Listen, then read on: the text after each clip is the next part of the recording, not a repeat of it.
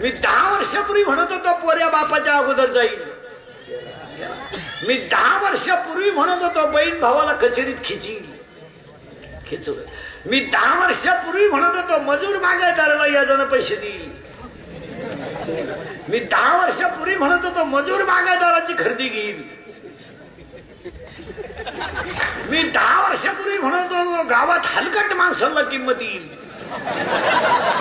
आधी राष्ट्रगीत पाठ नाही, झेंड्याजवळ उभं राहिला. झेंडा खाली घेऊन याला वर न्यायला पाहिजे. 10 लाख रुपये घालून सरपंच झालं. त्याला सई